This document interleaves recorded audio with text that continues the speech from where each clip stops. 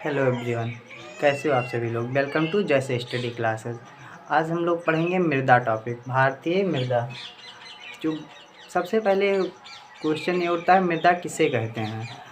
तो जो चट्टानों के टूटने से यानी चट्टानों के अपक्षय से अवशिष्ट पदार्थ या खनिज कार्बनिक पदार्थों के योग को ही मृदा कहते हैं। जो ज़मीन की यानी पृथ्वी की ऊपरी भूप्रपट्टी है उसको मृदा कहते हैं। मृदा अध्ययन को क्या कहा जाता है। जैसे मृदा को ही मिट्टी कहते हैं।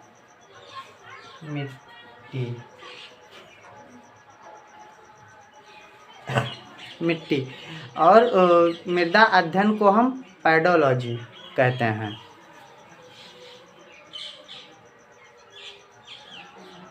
पैडोलॉजी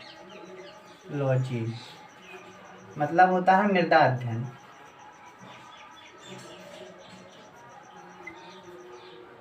मृदा का अध्ययन या मृदा अध्ययन।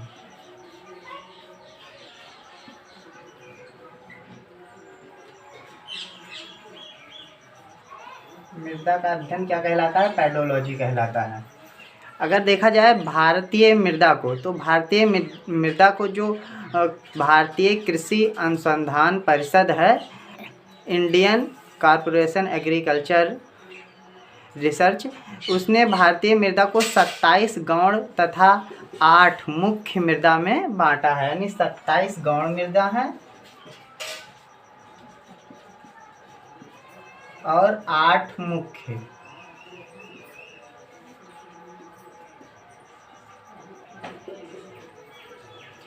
मृदा है। बात किया जाए कि भारतीय कृषि अनुसंधान परिषद, इससे भी एक आध क्वेश्चन बन जाते हैं।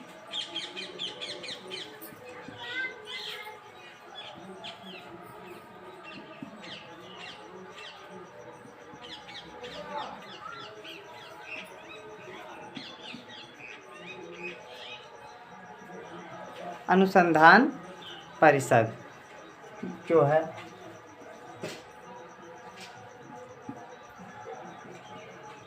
इसका मुख्यालय कहाँ स्थित है। कभी कभी क्वेश्चन में पूछ लेता है कि भारतीय कृषि अनुसंधान का मुख्यालय। तो भारतीय कृषि अनुसंधान का मुख्यालय जो है, मुख्यालय वो आपके दिल्ली में है। हेडक्वार्टर या मुख्यालय दिल्ली में है। बात किया जाए इसकी स्थापना कब हुई थी, तो 16 जुलाई 1929 को इसकी स्थापना हुई थी। 16 जुलाई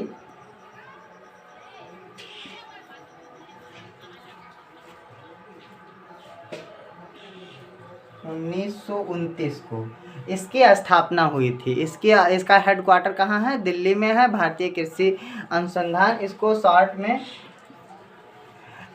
ICAR कहते हैं। ICAR मतलब इंडियन कॉर्पोरेशन एग्रीकल्चर रिसर्च। तो इसके अनुसार जो भारत की मृदा है वो 27 गौण तथा 8 मुख्य मृदाओं में है। आइए हम लोग उनका नाम जान लेते हैं एक एक करके कि कौन कौन सी मृदाएं हैं। जैसे सबसे पहले जलोढ़ मिट्टी हो गई, काली मिट्टी हो गई, लाल मिट्टी हो गई। यानी सबसे पहली जो कौन सी मिट्टी, जलोढ़ मिट्टी या मृदा कहो, मृदा ही लिखते हैं। मृदा, लाल मृदा, और काली मिट्टी या काली मृदा। फिर ज्वारीय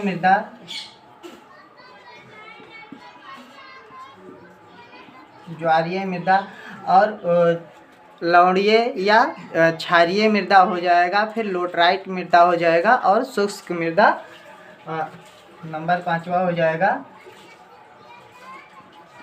ज्वारीय तो लिख चुके हैं। लेटराइट या लोटराइट मृदा 6 हो जाएगा आपका लवणीय या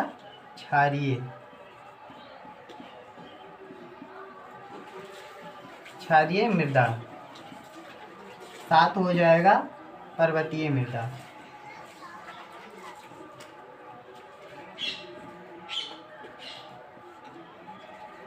पर्वतीय मृदा। एक मृदा छूट रही है, जैसे पहला जलोढ़ मृदा, काली मृदा, लाल मृदा, लोटराइट मृदा और ज्वारीय मृदा हो गया पर्वतीय मृदा। एक मृदा छूट रही है शुष्क मृदा, जैसे जो शुष्क क्षेत्र में राजस्थान वगैरह में पाए जाते हैं, शुष्क मृदा। ये 8 प्रकार हो गए मृदा के, जलोढ़ मृदा, लाल मृदा, काली मृदा, ज्वारीय मृदा, लोटराइट मृदा और लवणीय मृदा या क्षारीय मृदा, पर्वतीय मृदा और शुष्क मृदा। ये मिट्टी के 8 प्रकार हो गए, ये मुख्य रूप से हैं। इसमें भी 6 मुख्य होते हैं, उसको जब हम एक एक करके पढ़ेंगे तो जानेंगे। आइए हम एक एक मृदा को पढ़ते हैं। सबसे पहले देखते हैं जलोढ़ मृदा।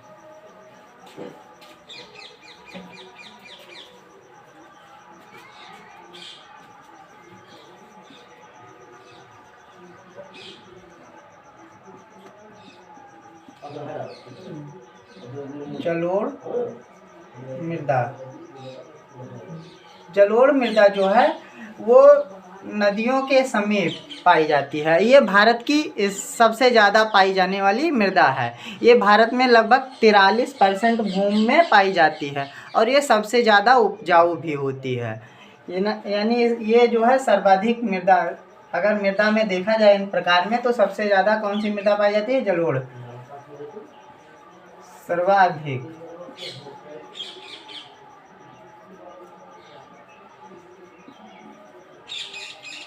पाई जाने वाली मृदा। बात किया जाए कितने परसेंट पे पाई जाती है, तो ये 43% पे पाई जाती है। 43% भूमि पे भारत के पाई जाती है और ये सर्वाधिक उपजाऊ है, सर्वाधिक उपजाऊ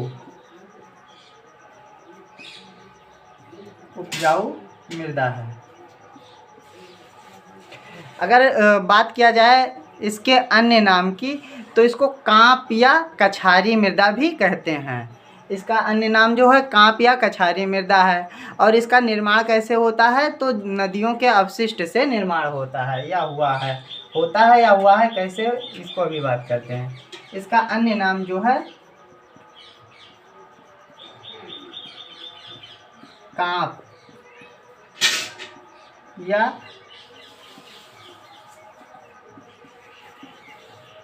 कछारी मृदा के नाम से जाना जाता है। इसका निर्माण कैसे हुआ है? तो नदियों के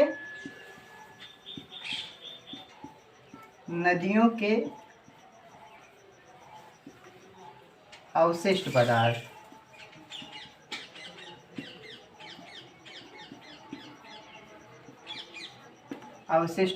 से, जैसे कि नदियों के द्वारा जलाए गए जो पर्वतों से मिट्टी है, या मतलब कुछ हम लोगों ने, जैसे अनेक लोगों के पूर्वज जो की मृत्यु होती है तो उनकी राख वाख नदी में डाल देते हैं, तो उनका जो अवशेष होता है वो लाके नदियां जहाँ पर निक्षेपित कर देती हैं, वहाँ पर इनका निर्माण होता है। अगर बात किया जाए इनके प्रकार की, तो ये 2 प्रकार की होती हैं। जलोढ़ मृदा 2 प्रकार की होती हैं, यहाँ पर देख लेते हैं।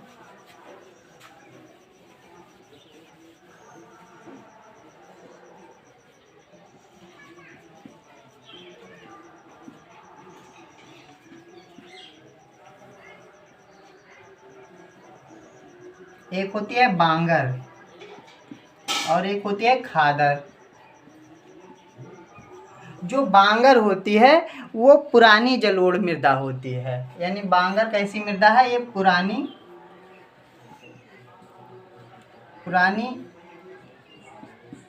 जलोढ़ मृदा है। बांगर पुरानी जलोढ़ मृदा है, इसलिए अगर खादर से इसकी तुलना की जाए तो ये जो है ये कम उपजाऊ होगी। यानी जो बांगर होगी वो कम उपजाऊ होगी। तो फिर और ये जो खादर है ये नवीन जलोढ़ मृदा है, नई जलोढ़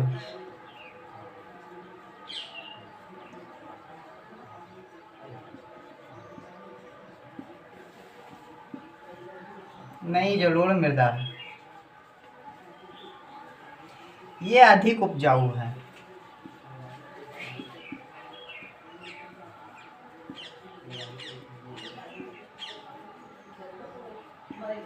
और ये कम उपजाऊ है, अभी हमने बताया था।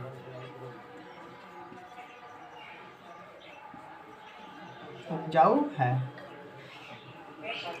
जैसे बांगर नई और पुरानी की बात इस आधार पे किया जाता है, जैसे मान लो ये नदी बह रही है, कहाँ पे समझा दें, यहीं पे ये नदी बह रही है, तो इसके जो समीप वाले क्षेत्र होंगे यहाँ तक, ये वाला क्षेत्र, इधर भी ये वाला क्षेत्र, इन पे नदियाँ बार बार लाके अपना अवशिष्ट पदार्थ निक्षेपित करती रहेंगी।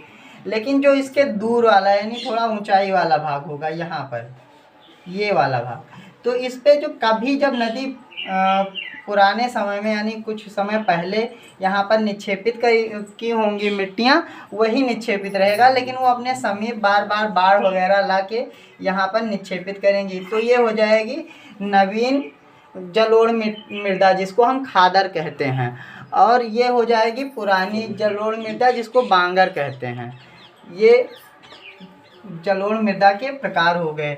अगर बात किया जाए कि जलोढ़ मृदा कहाँ पाई जाती है, तो जैसे उत्तरी भारत जो है वो पूरा जलोढ़ मृदा से ही बना हुआ है, और जो तटीय प्रदेश हैं उसमें जलोढ़ मृदा पाई जाती हैं।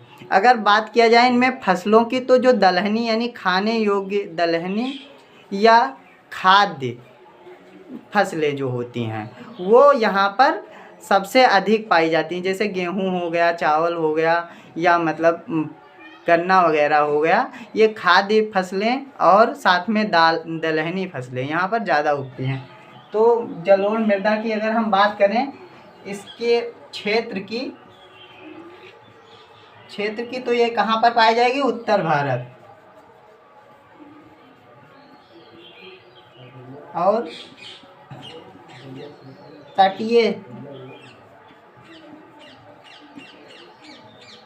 क्षेत्र में, जो ये समुद्र के तट वाले क्षेत्र होते हैं, ये यहाँ पर समुद्रों के द्वारा बार बार लाई जाके निक्षेपित कर दी जाती है, ये उन पे ये मृदा पाई जाएंगी। और इसकी प्रमुख फसलें हैं खाद्य फसलें,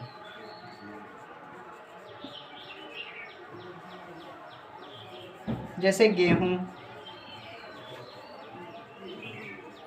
चावल, दलहनी फसल, ये हो जाएगा इसके प्रमुख फसलें इस तरह। और इसमें जो होता है नाइट्रोजन वगैरह की मात्रा जो होती है अधिक होती है, इसलिए इसमें उर्वरक का उतना अधिक प्रयोग नहीं करना पड़ता है जितने अदर में, क्योंकि ये उपजाऊ हैं। अगली मृदा की बात करते हैं, तो लाल मृदा जो है,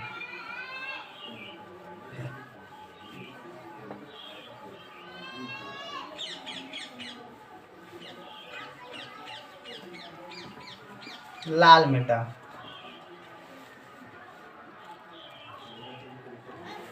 लाल मृदा का अन्य नाम पीली मृदा भी है।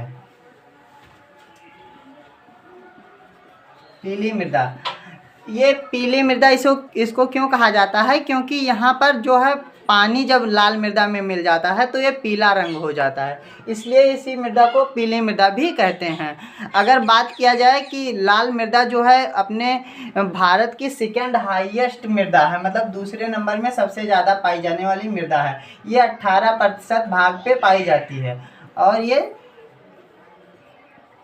दूसरी सर्वाधिक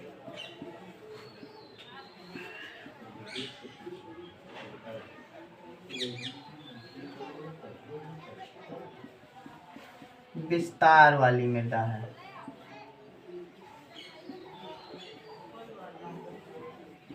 यानी जलोढ़ पहले स्थान पे और दूसरे नंबर पर लाल मृदा।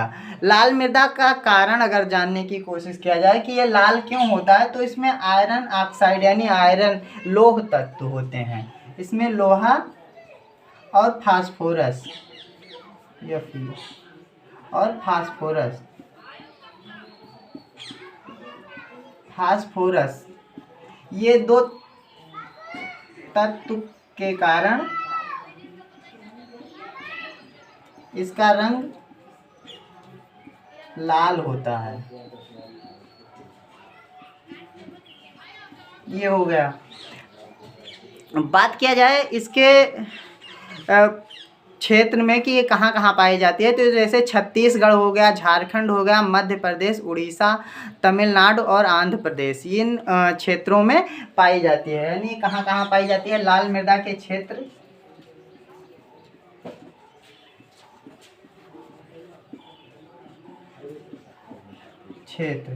तो हो जाएगा उड़ीसा, मध्य प्रदेश,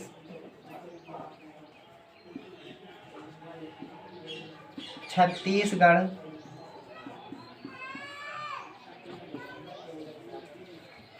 थोड़ा बहुत केरल और तमिलनाडु में भी पाई जाती है ये मृदा, और झारखंड भी इसी में आएगा क्योंकि वहाँ पर जो है